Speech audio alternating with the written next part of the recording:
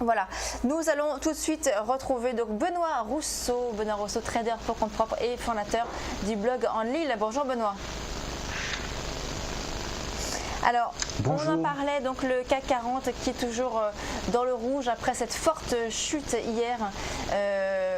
Quelle a été votre stratégie vous sur ce marché ?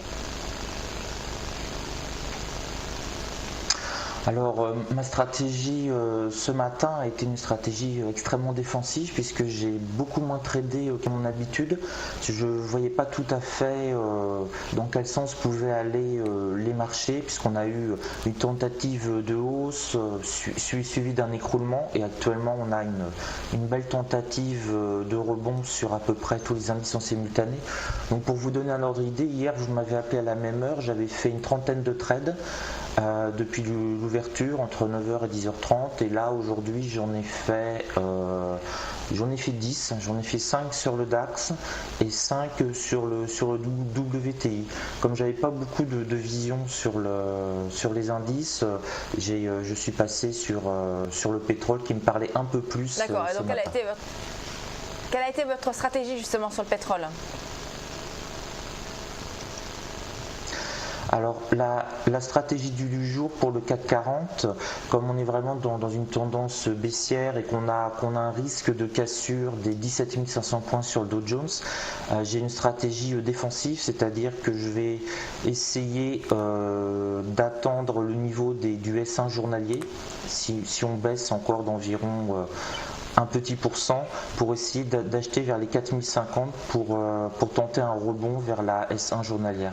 Donc un achat, j'ai programmé un achat à 4049 sur le CAC 40 pour une revente au-dessus de 4061. Donc ce serait le premier mouvement à tenter sur le CAC 40. On reste quand même dans une logique baissière. On a perdu plus de 3% hier sur le CAC 40 et là on continue finalement à descendre. On le voit bien graphiquement depuis 9h, on a eu une petite tentative de rebond et on ne cesse finalement que de descendre. Donc je me dis qu'on peut encore avant 13h, 14h refaire une petite vague baissière, peut-être vers les 4060 et jouer le rebond. D'accord, et sur le DAX, quel est votre objectif ? Alors sur le DAX c'est beaucoup plus intéressant entre guillemets parce qu'il bouge beaucoup plus. Donc le DAX c'est très agréable à trader en ce moment. Donc je m'étais positionné légèrement sous 9400 à 9392. Et donc j'ai pu être exécuté à ce niveau-là, j'ai pu revendre sur les 9400. Donc là j'ai un petit peu la même stratégie puisque on voit là on progresse extrêmement vite. Là en 20 minutes on a repris 50 points. Donc je me repositionne à nouveau légèrement sous les 9400 pour pouvoir jouer un rebond du DAX en prenant une position légère parce qu'on a la possibilité d'aller taper la S1 journalière à 9370. Donc pour le moment j'attends plutôt une baisse d'environ 1% sur les indices pour rentrer sur des zones à forte probabilité de rebond, légèrement en dessous les niveaux symboliques comme les 9400, ça a très bien marché ce matin, ou sur les supports journaliers pour avoir un petit rebond et récupérer 10, 15, 20 points. D'accord, donc si vous positionnez sur le DAX à 9400 points, vous pouvez viser, donc on peut viser un rebond à quel niveau ? C'est-à-dire un rebond à 4420 ? Alors ce serait plutôt... Alors pour le DAX, là j'ai programme à 9390 pour 9420, donc soit une trentaine de points. Ça c'est l'optique si on a encore une nouvelle bougie violente baissière ce matin. Là les marchés se cherchent, on revient en point d'équilibre et en fait tout va se décider vraiment. Si on repart, on peut reprendre 1 ou 2% sur les indices comme européens comme les perdre, ça va dépendre vraiment des États-Unis. Ils sont sur des niveaux clés là là, le Dow Jones est à 17 500 sur les futurs, et c'est ça qui va vraiment déterminer si les indices européens vont continuer à chuter ou pas. C'est si les États-Unis rebondissent, si les États-Unis tiennent, ça va, c'est pas catastrophique. Si par contre si les États-Unis perdent 2 ou 3%, ce qui serait pas illogique vis-à-vis de leur niveau actuel, là on va se prendre une grosse claque en Europe. Pourquoi avez-vous acheté sur les 3000 non, attendez, excusez-moi, les 9392 points, puisqu'on était au-dessus de votre support 1 journalier, dans une zone finalement assez neutre. Pourquoi avoir passé un ordre d'achat à ce niveau-là? Alors parce que toutes les centaines de points sur le DAX, donc en descente, sur les 9400, 9300, 9200, lorsqu'on casse la première fois un support sur les centaines, on a une probabilité de rebond de près de 90%. Donc là je me suis positionné à 9392 pour jouer la réintégration sur les 9400. Alors il faut faire ça uniquement statistiquement, il faut faire ça sur la première bougie, sur la première cassure. Après la qualité du signal se dégrade. On tourne à 90-92% sur la première cassure, celle que vous voyez là. Ensuite, si on recasse, donc si on passe au-dessus de 9004, si on repasse en dessous, on tourne à 75%, etc. Et ça se dégrade de plus en plus. Donc là, c'était uniquement parce qu'on était sur le premier passage des 9400.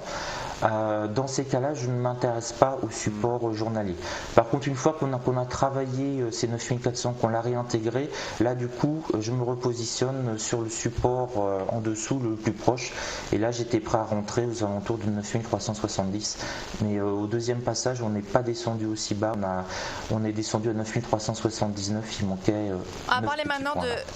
Oui. Et donc, on va parler maintenant de l'euro-dollar, Benoît, avec vous. Quelle est votre stratégie sur la paire?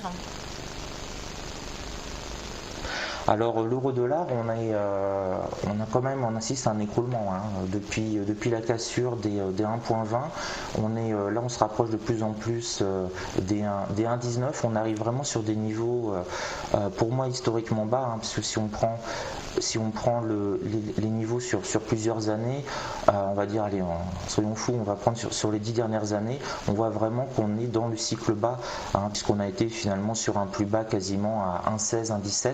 Là, on commence à aller très très très bas. Donc, ma stratégie pour l'instant, c'est j'ai fait un petit aller-retour en achetant sur 1,19,20 pour revendre légèrement au-dessus, mais c'est vraiment quelques pips. Là, on a vraiment un marché qui est orienté sur la baisse. Donc j'attends notamment j'attends avant de me positionner à l'achat sur l'euro, j'attends le résultat grec, parce que ça va vraiment faire beaucoup de choses. C'est un petit peu Angela Merkel qui a favorisé la cassure des 1.20 sur l'euro en disant que si les Grecs, grosso modo, si les Grecs sont pas contents, ils peuvent partir, et l'Allemagne commence à montrer des signes un petit peu de nervosité qui inquiète aussi un peu les marchés, parce qu'envisager éventuellement qu'un pays quitte la zone euro, c'est un sujet tabou et problématique en plus, parce que c'est pas réellement prévu. Donc vous ne prenez pas de position. Vous ne prenez pas de position avant le 25 janvier alors sur l'euro-dollar? Oui, parce qu'on va vraiment, on va bouger sur l'euro-dollar et un petit peu sur les indices européens, mais beaucoup sur l'euro-dollar en fonction des rumeurs, des résultats de sondage. Donc là, on rentre vraiment plus, pour moi, dans l'économie pure. On peut vraiment analyser les rapports de force entre monnaies, les stratégies, etc. Là, on rentre vraiment dans du domaine du politique. Et au niveau politique, j'ai perdu beaucoup d'argent à cause d'affaires politiques en bourse. Donc, je trouve ça vraiment trop aléatoire. Si le parti passe tel que c'est plus ou moins prévu à l'heure actuelle, on va avoir un euro qui va s'écrouler, ou si au contraire si ce parti ne passe pas, on va avoir l'euro qui va exploser. Donc là pour moi c'est jouer un petit peu à pile ou face avant les résultats de l'élection. Par contre dès qu'on aura les résultats de l'élection, je serai suiveur du courant. Ça montrera où ça descendra, mais je serai suiveur. Merci Benoît Rousseau, donc trader pour compte propre et fondateur du blog En Lille. Merci beaucoup. On va marquer une courte pause, on se retrouve tout de suite pour la suite de Direct Investisseur.